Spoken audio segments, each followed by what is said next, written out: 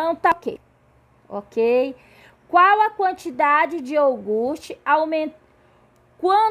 Quando a quantidade de iogurte aumentou, o que aconteceu com o preço? Aí vocês vão colocar, o preço diminuiu? Aí vocês escrevem. O preço aumentou? Aí vocês escrevem, tá? Quando a quantidade de iogurte aumentou, o que aconteceu com o preço? Ele diminuiu ou ele aumentou? Na letra C, complete o esquema a seguir para calcular o preço de 4 iogurte. Se de 8 passou a ser 4, ó, 8 passou a ser 4. Diminuiu a metade, né? Se ele diminuiu a metade, então ele aqui, ó, tem 8 dedinhos. A metade para cada lado. Então, eu dividi em 2 partes, ó, 2 partes. 4 para cada lado. Então, se dividiu, ó, já tá falando dividir. Então, se ele dividiu, então vocês vão pegar e colocar o 2 aqui, ó, e o 2 aqui.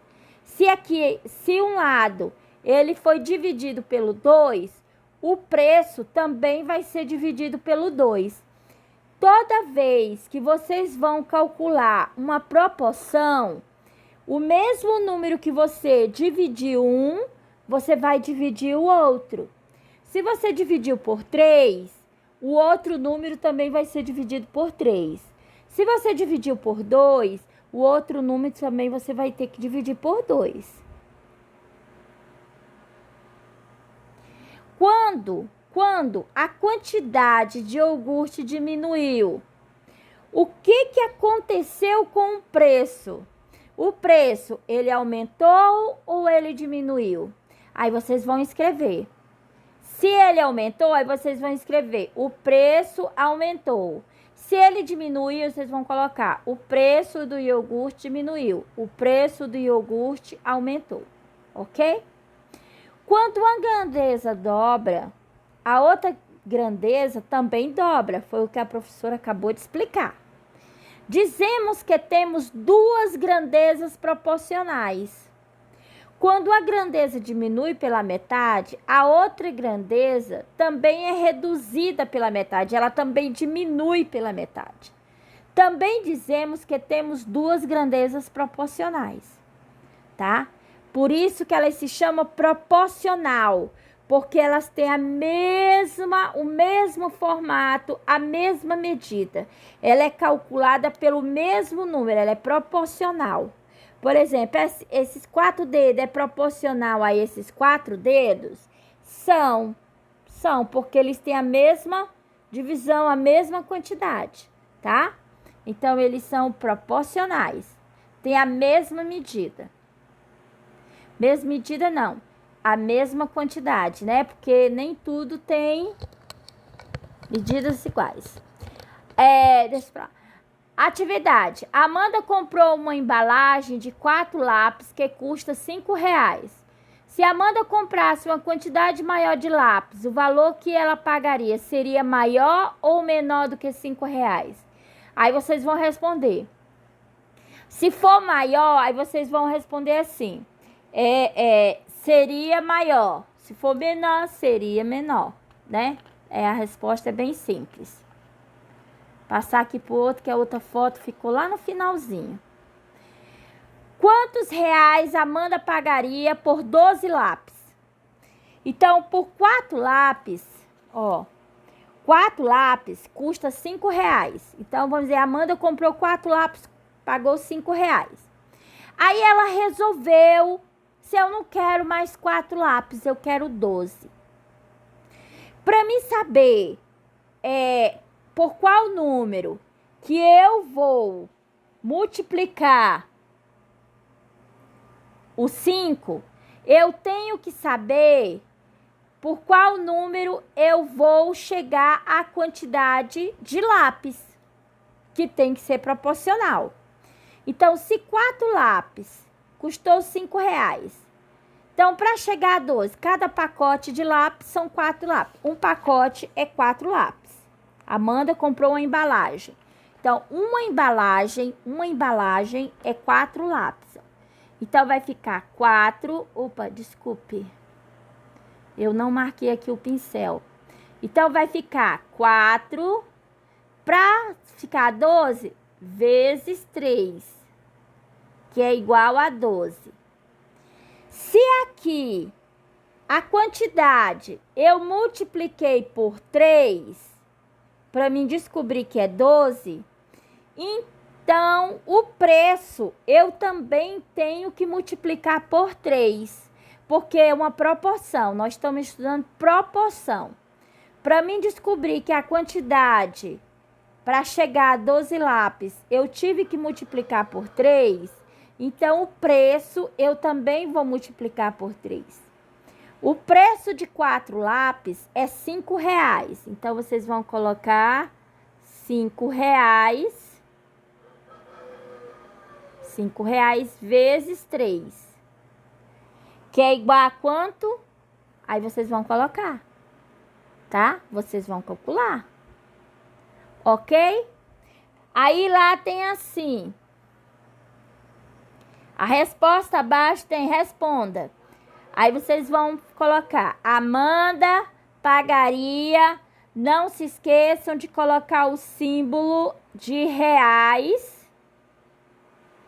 Tá? De reais. E colocar o preço que ela vai pagar pelos 12 lápis. Tá ok? Continuando aqui. Esse aqui ficou virado. Aqui. Nessa nova unidade, nessa nova parte de matemática, de ciências. Aqui é ciências. Na página 17. Onde nascem os puns? Onde é que nascem os pum? Por que que o pum acontece? Né? Leia o texto onde nascem os puns. E descubra como e em qual parte do nosso corpo os puns se formam. Olha, que interessante, né? Legal. Aí vocês vão ler aqui o texto e vão responder. Você descobriu em que parte do corpo nascem os puns? Encontre-a e circule no texto. Então, vocês vão circular aonde nascem os puns. Lá no texto que vocês acabaram de ler. Qualquer coisa, vocês dão pausa no vídeo. Faz igual a professora agora. Vai dar pausa. Peraí, se demorar, eu dou pausa no vídeo. E vou lá para a página. Já encontrei aqui a página. Então, tem assim, ó. Você está quietinho na sua... vendo filme junto com toda a família e de repente sente que seu intestino está prestes a liberar uma entrega urgente. Sente um pum chegando. Ouve o barulho da coisa caminhando lá dentro da sua barriga. Pois é, vira e mexe, a gente passa por um aperto desse tipo.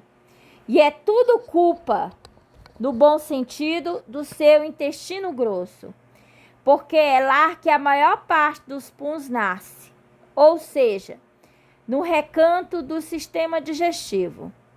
Mas o mais importante no caso dos puns é sempre saber que o seu colo também serve de lar, doce lar, para um monte de bactérias.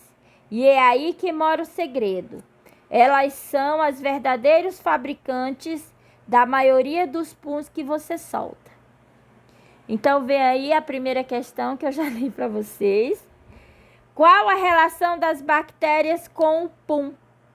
Com os puns, tá? Aí vocês vão escrever aí qual é a relação das bactérias com os puns. Eu vou ter que virar aqui essa imagem, porque ela ficou deitada. Só um minutinho, salvar.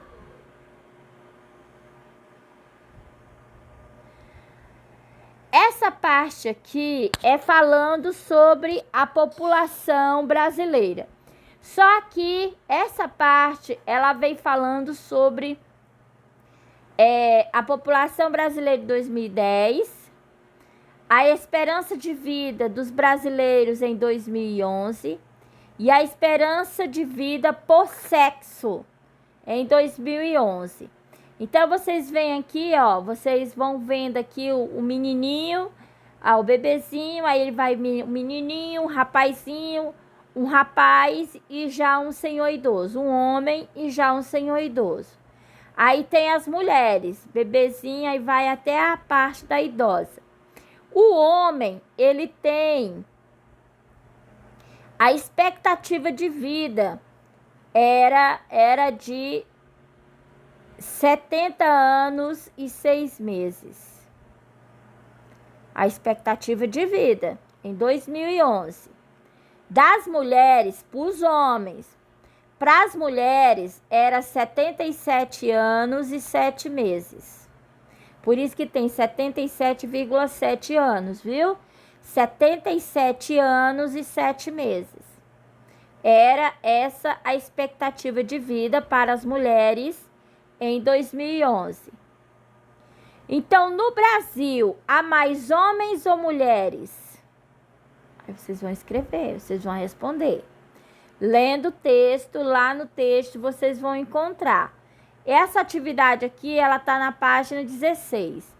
Essa parte que vocês vão ler sobre a pesquisa do IBGE, que eu já pedi nas aulas passadas para vocês fazerem essa leitura que ia precisar para responder as atividades.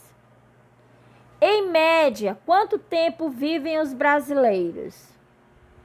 Quem apresenta maior esperança de vida no Brasil? As mulheres ou os homens? Em 2011. Então, aqui, os homens é 70 anos e 6 meses. As mulheres é 77 anos e 7 meses. Então, seria as mulheres, né? Ah, essa parte aqui foi que eu tirei uma foto a mais de